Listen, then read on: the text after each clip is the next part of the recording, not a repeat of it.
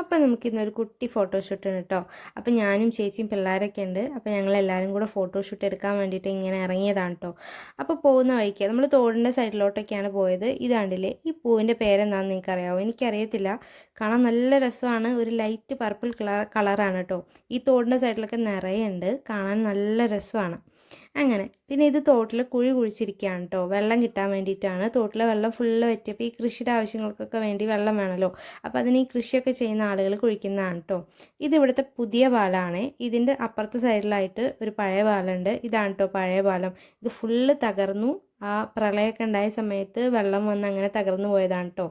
അങ്ങനെ ഈവനിങ് ടൈമിൽ ഇവിടെ വന്നിരിക്കാൻ നല്ല രസമാണ് കേട്ടോ. ഒരു പ്രത്യേക രസമാണ്. കുറേ കവുങ്ങും അതിൻ്റെ നടുവിലൊരു പാലവും ഒരു തോടും ഒക്കെ ഒരു രസമല്ലേ ഇത്. എനിക്ക് ഭയങ്കര ഇഷ്ടമാണ് കേട്ടോ ഇവിടെയൊക്കെ വരാനും. അപ്പോൾ അങ്ങനെ. അപ്പോൾ ഇന്ന് അത്രേ ഉള്ളൂ. അപ്പോൾ ഇനി അടുത്ത വീഡിയോയിൽ കാണാം. ഇഷ്ടപ്പെട്ട് കഴിഞ്ഞാൽ ലൈക്ക് ചെയ്യുക, ഷെയർ ചെയ്യുക, സബ്സ്ക്രൈബ്